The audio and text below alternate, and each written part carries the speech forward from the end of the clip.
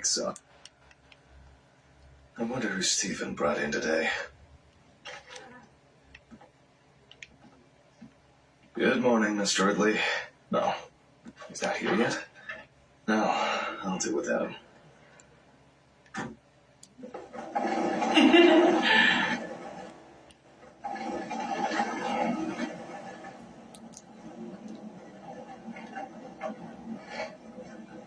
Almost there. Now for the tough part. The body needs to be moved. Where's Ridley when you need him?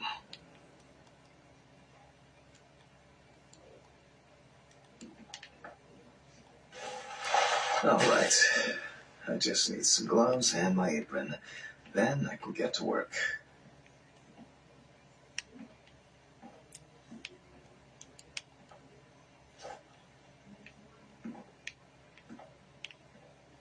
I'm going to need my tape recorder for this.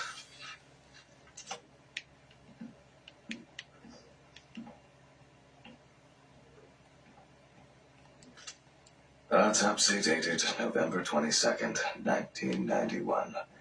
7:32 p.m. Led by Doc.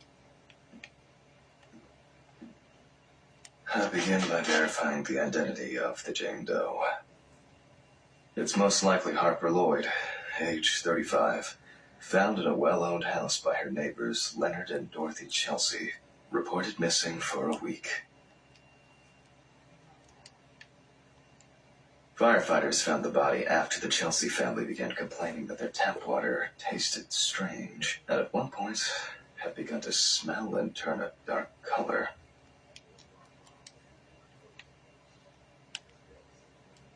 Police records also show that Mrs. Lloyd was in constant conflict with her neighbors. The constant parties and subsequent brawls made living in the area nearly impossible, especially when Lloyd's partner wasn't around. The last person who had contact with the deceased was her partner. Harper's last message read as follows: "I'm gonna take a shit in there, stupid well." Nice one. It is also known that the deceased was diagnosed with affective bipolar disorder. Harper was placed on drug therapy, which she dropped out of fairly regularly. During her treatment, she was under the care of her common law partner, Richard Benson, professional truck driver. I perceive the most important task in forensic identification of a drowned person is to distinguish whether the death occurred before or after entering the water.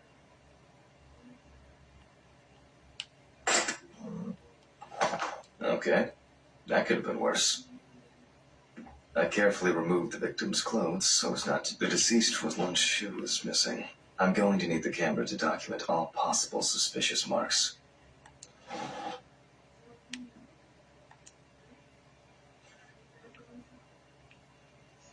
Definitely the first thing that stands out is the very advanced post-mortem gigantism.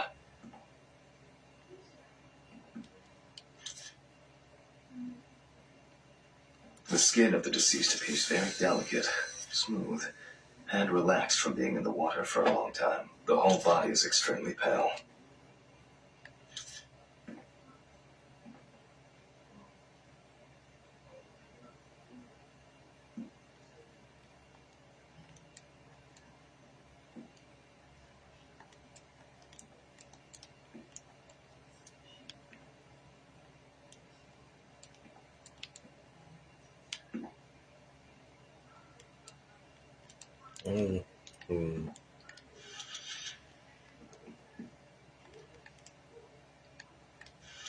There are bruises and hemorrhages on the neck. These usually occur due to increased inhalation when fighting to breathe underwater.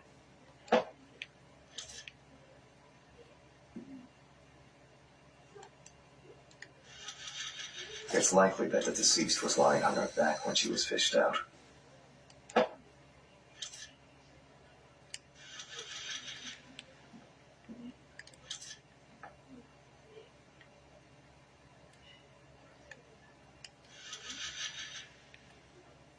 The so-called washerwoman skin of the feet. The deceased had indeed been in the water for a long time.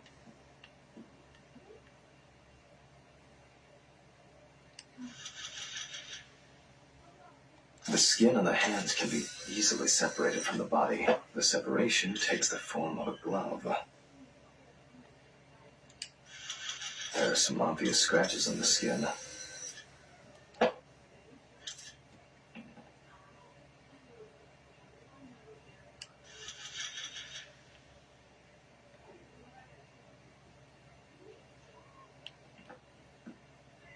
Nope.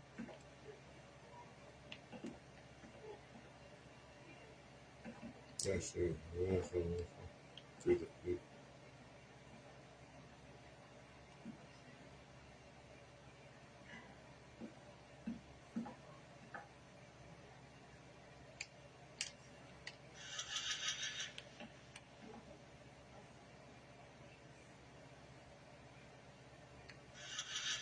Post-mortem markings are seen on the underside of the body, that is, on the back, thighs, and calves of the deceased.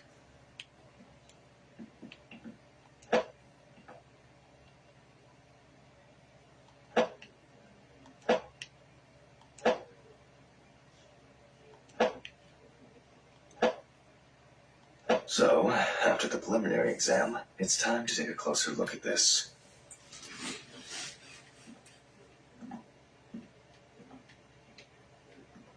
Today's date, the deceased was closed. Rigor mortis does not need to be checked. Based on the state of decay, you can be sure it has subsided.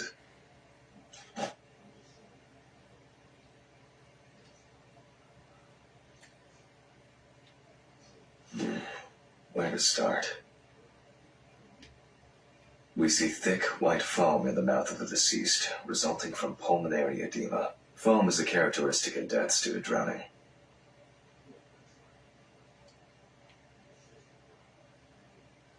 There are obvious scratches on the skin, especially on the back and hands. These could be defensive wounds, evidence of some sort of altercation prior to death.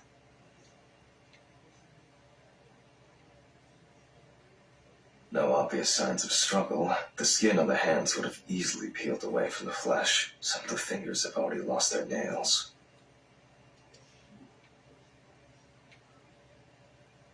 Due to the fact that the deceased was wearing shoes all the time, her feet are in better condition than her hands. Nevertheless, we can still notice a clear, wavy skin and the so-called washerwoman's skin texture.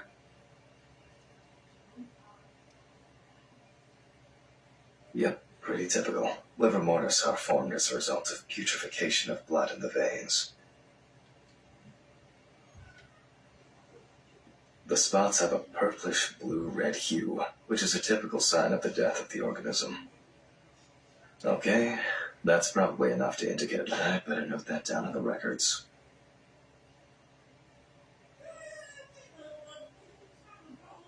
There doesn't seem to be anything unusual about this liver mortis.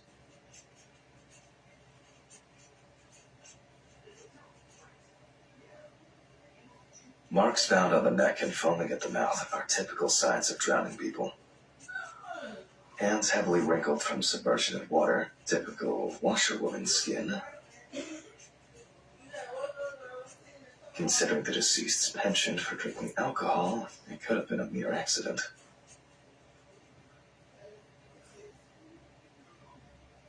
Diffuse spots are caused by blood rotting in the veins.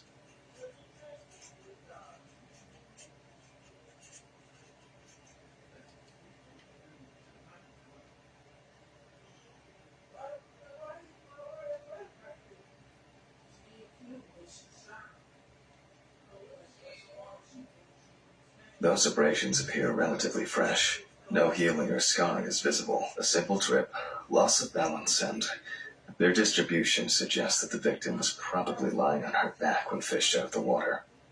In this case, the question is, was drowning an accident or of suicidal intent? Liver mortis of a different color could indicate poisoning with carbon monoxide, cyanides, or nitrates. However, this is not the case here. Maybe it's just abrasion, or maybe the result of a fight and being pushed into a well. That's all for now. Before I begin the dissection, I'll make sure the suggested identity is correct. The suitcase with the fingerprint equipment should be around here somewhere. Here it is. The fingerprint sheet should always be checked. Slipping fingers, too much or too little ink, or inaccurate hand position. If the body of the deceased is well preserved, fingerprinting is similar to that of a living person. With decomposing bodies, the tissue of the pads of the fingers tends to shrink. To remove these shrinkages, a mixture of glycerin or air is used. I'm going to conduct a dactyloscopic examination. If in fact the deceased is in the police database, I will find her. Glycerin is injected successively between the nail and the skin of each finger. The substance then enters the fingertip, removing shrinkage and wrinkles.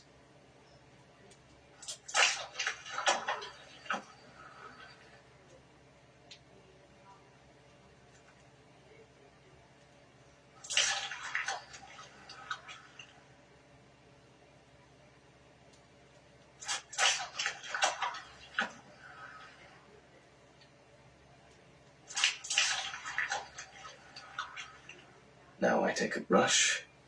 Only when the skin is taut and elastic can you use ink.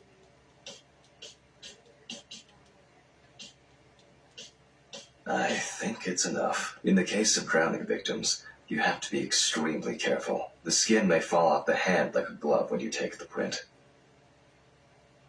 I'll use the fax machine to add the print into the system.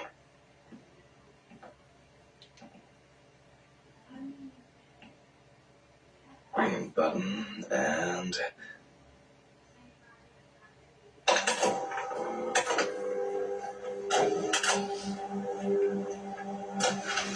Once the data uploads, I'll run the prints against the police database on the computer. Great, the data is there. Click upload.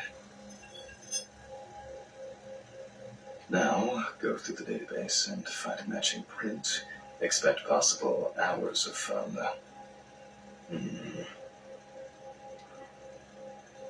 One more.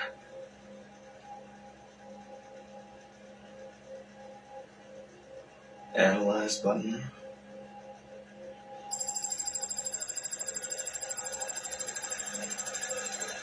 And we have a result. Everyone has a story to tell, even if it's just a police record. So, as predicted, the deceased turned out to be Harper Lloyd. That went smoothly. I'll print this out and attach it to the medical records. Great. Now I can go back to my inspection.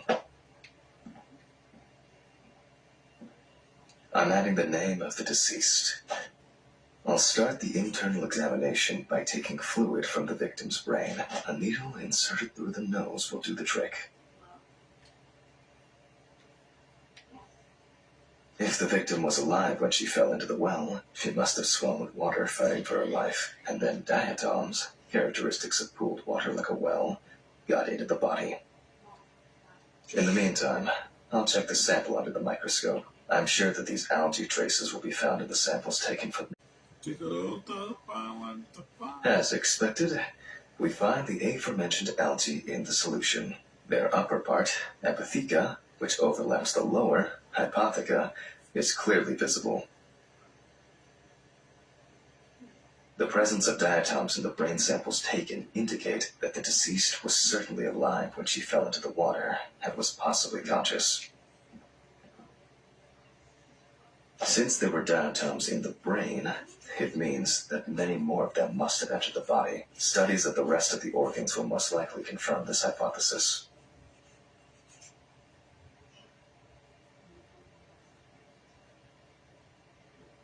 I can finally get to the practical part.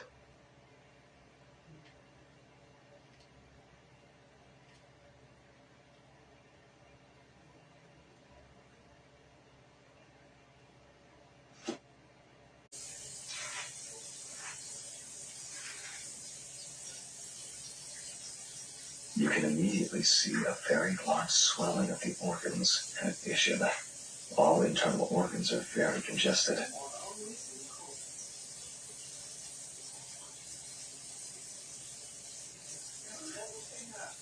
I proceed to remove the rib cage.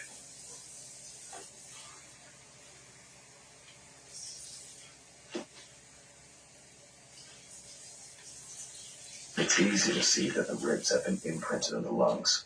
So, I'm going to start by drawing blood from the lungs for testing for diatoms. If diatoms were only present in the lungs, this would mean that the victim was placed in the well after death, and the perpetrator wanted to get rid of the corpse in this way. Now, I remove the lungs and proceed to their examination. Taking the lungs in my hand, I feel that the tissues have lost their elasticity, which is the result of water emphysema.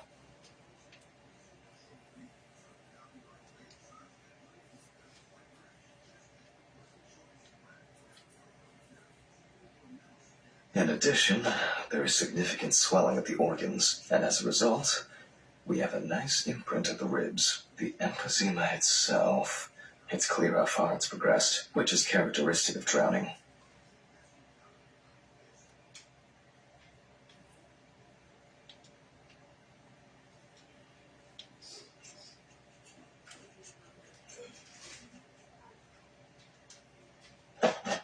Corpses found in water are worth examining with a tomograph. However, I can't count on such luxuries, so I must reach for more archaic technology, a bucket and water.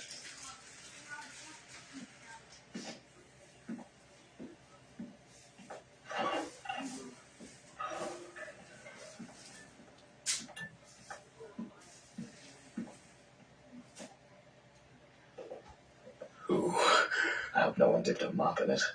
It's best to go to the lab for this.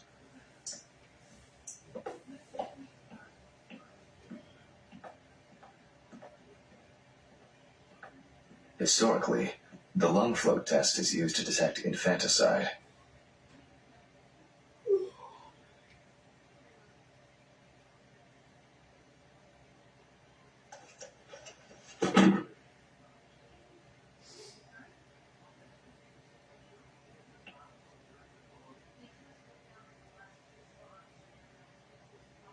The water should be at room temperature.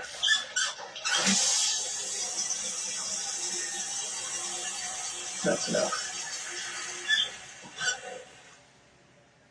To test for this, I have to place the lungs in a container of water. This checks if there's air in the lungs. And speaking of lungs, everything is ready to bring them here.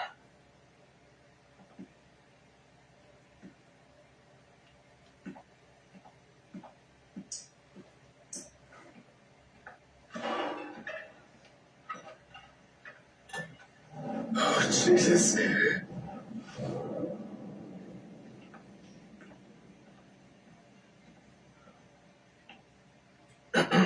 Of course, such a study isn't without flaws. Air may have entered a newborn's airways during resuscitation attempts. Gases released during decomposition could also give a false result.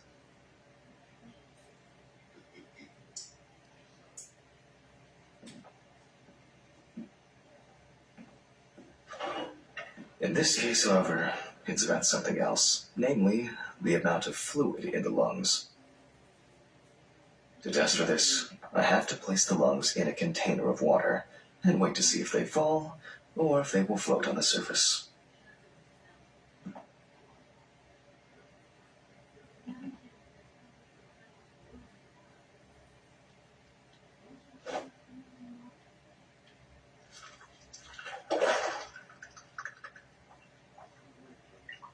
Just as I assumed, the lungs collapsed easily.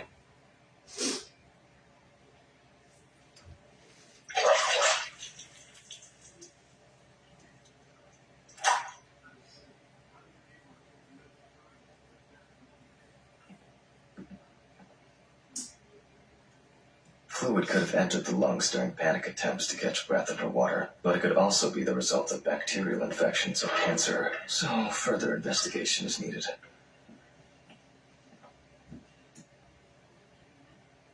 I move on to dissecting the lungs of the deceased.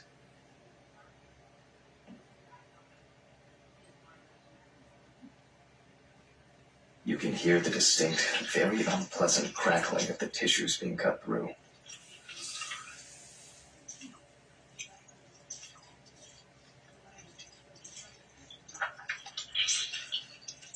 The parenchyma is remarkably pale, although small hemorrhagic foci and petechia are present on the surface. All right. Now, I will check the collected fluid under a microscope. If we find 20 diatoms, as expected, in solution, the diatoms are clearly visible. There are smaller and larger clusters of them. There will definitely be more than 20 of them. I'll make a note of all this. So far, this case looks pretty standard. It's clear from the beginning that it's drowning. Well, the procedure requires me to check everything anyway. So, I move on to checking the other organs. I ligate the heart, and then remove it for inspection.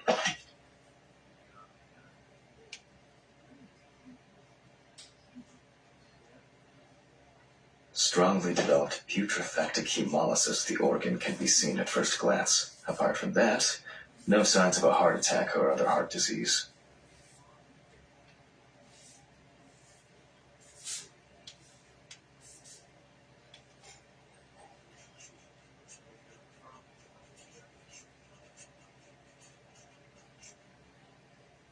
I move on to the next organ. This time, it's the liver. It's immediately apparent that the deceased didn't care for herself. Like most organs, her liver is enlarged and severely congested.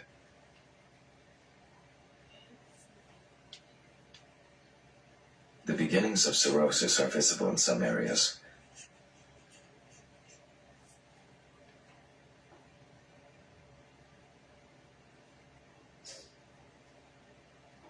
I transfer the organ to a board and proceed to dissect.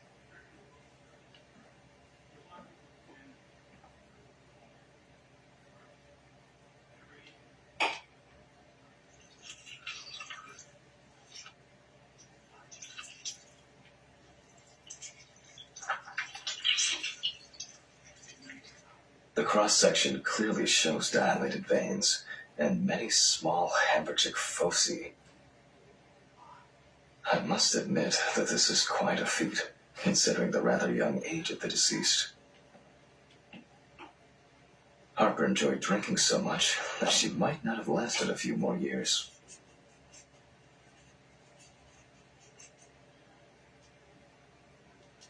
I move on to the stomach. I take a sample of the fluid for testing.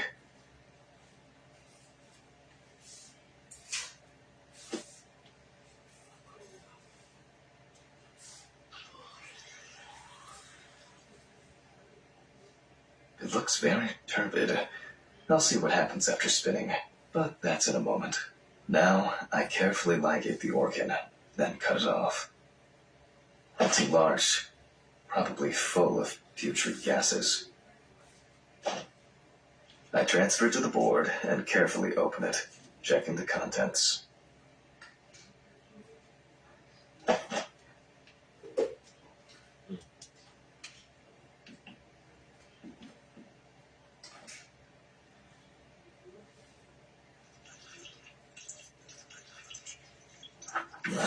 One thing you'd never get used to is how much this desk smells.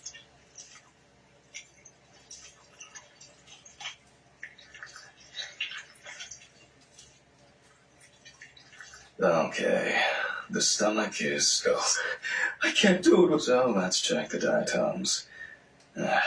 Again, but in a centrifuge for a change.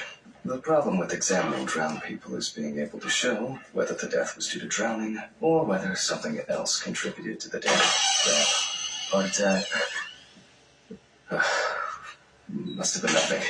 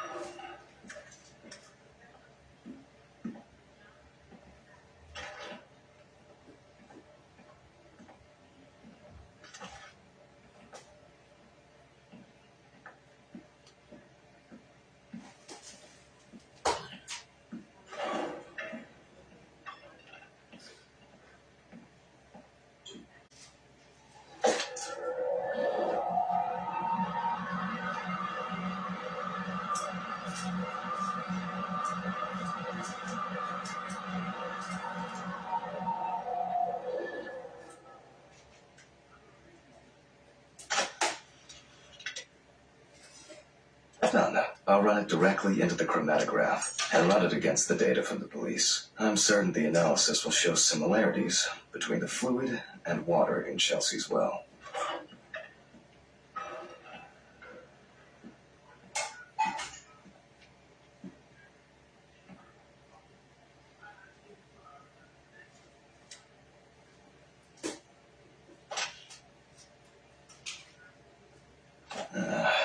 Let me think. 3 milliliters should be fine.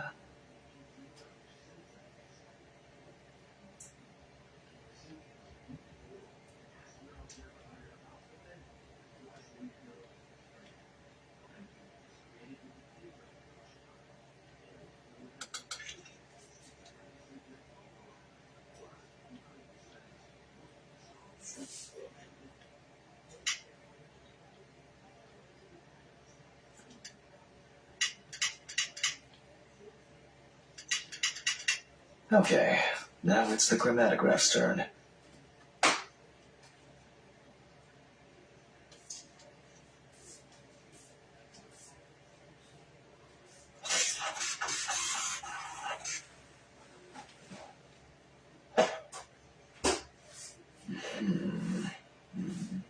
Yes, the water sample matches the one provided by the police. Well, the results are quite clear. I was hoping it would be a more interesting case.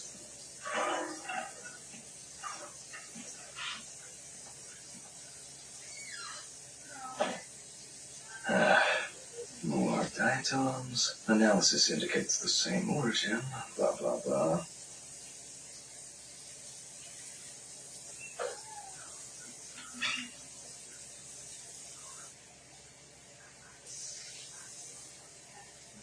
There's little left to do. I'm going to check the airway patency of the deceased. Interesting. Looks like there's something stuck in the trachea. I'm moving to the board for further inspection. Inside, I find a wedding ring. This is interesting. Let me look at it. Based on the size, I can say that it's a woman's wedding ring. Quite standard from the outside.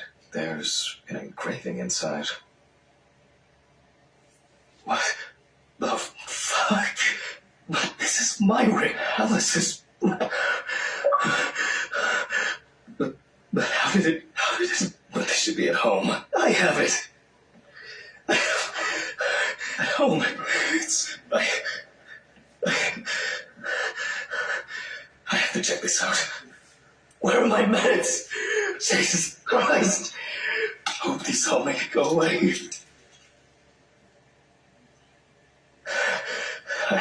I have to check the apartment. It can't be.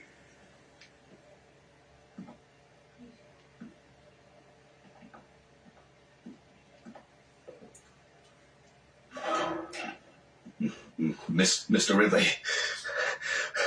Mr. Ridley! What's all the ruckus? I need to go home. Immediately. What? Now? I have to. Have you seen anyone here this morning? Anybody suspicious? Oh, there was no one. Dorothy was, but only for a moment, then she left. What's wrong with you, Hammond? Okay. Thanks. What about the corpse? I'll come back. I promise. Jesus Christ!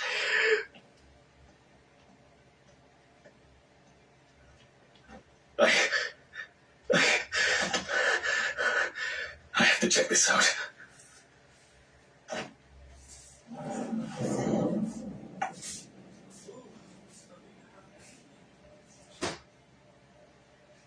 This.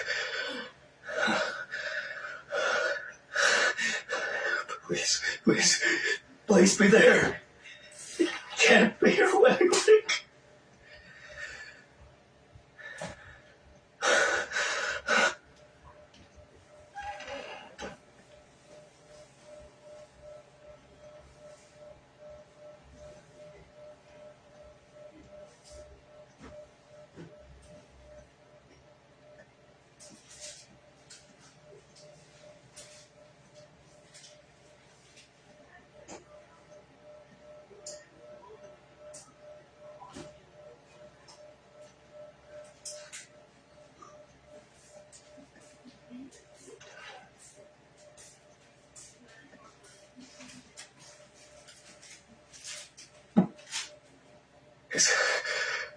It's not here.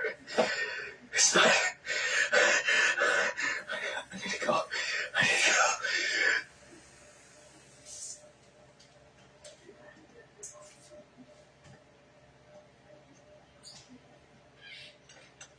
This is sick. Fuck.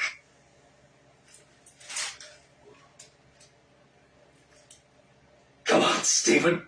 Pick up the fucking phone. What's up, man? They took the ring. What? What ring? What are you talking about? They took the wedding ring. Alice's wedding ring. One sec. You mean burglary? You said nothing was missing. Yes, I know. I know that. I don't know. I was jittering. Maybe I didn't notice. I don't know, but that's the worst of it. Calm down, Jack. Breathe. What happened? I found it in the trachea of the deceased I was working on. Do you understand? I pulled it out of a dead woman's trachea. What? I don't know what's going on. You think Red Pete wants revenge? He's playing with me. I knew it. I knew it from the beginning. This is going to happen. I didn't make it up. Jack, listen to me. Try to calm down. Don't leave the apartment. I'll be with you right away, okay? I'm on my way. What sane person would do something like that? Fucking Ridley lets in whoever he likes as usual. What are you saying, Steve? Steven? Don't leave me, man. Come on. Fuck. Oh, God, what now? I need a drink.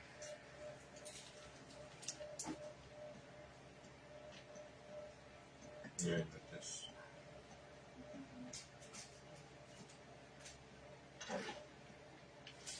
Yeah.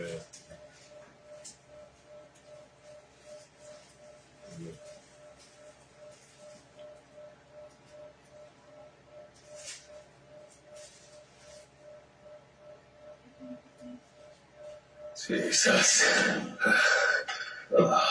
What's going on?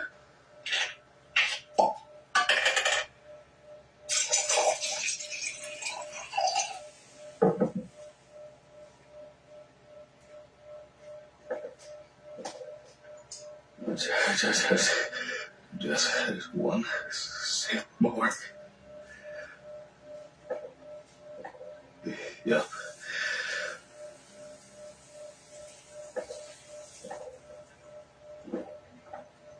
Jesus.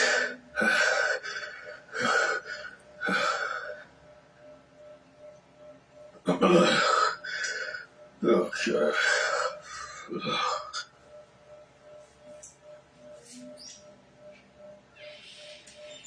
Yep. Oh, God.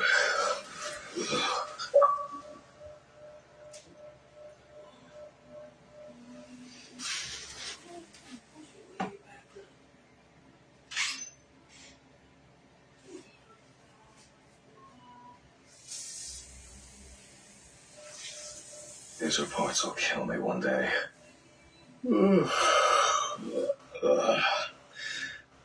It's time to go to work.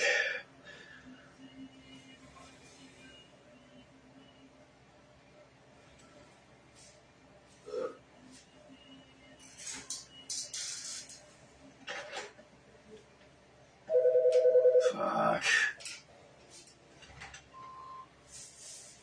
Yes. Hi, this is Charlotte. I guess I interrupted you again? Oh, hi. No, I just...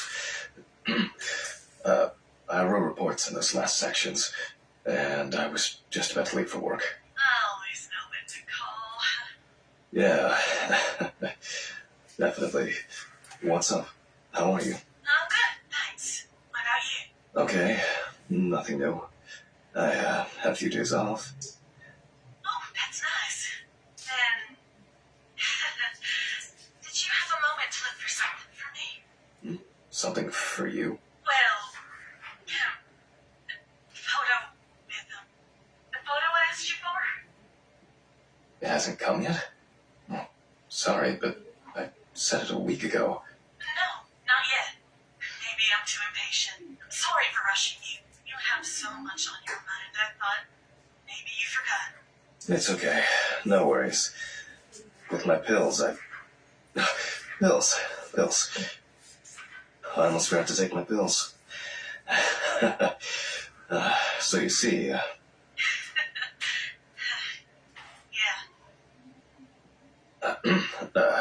I have to go now. Yes, sure. Let me know if you still haven't received the letter. Then I'll try. Well, maybe I'll find something else. Oh, really? Could you? It would be great if you could. Really. Yes. I know it means a lot to you. Well, I won't hold you any longer. Thanks. Bye. Take care. Bye. Damn. Did I mess up the address? I'm gonna get those pills.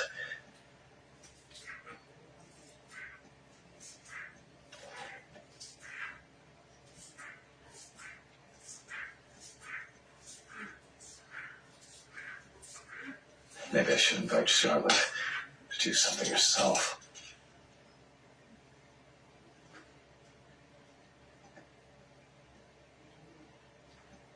I should take out the trash first.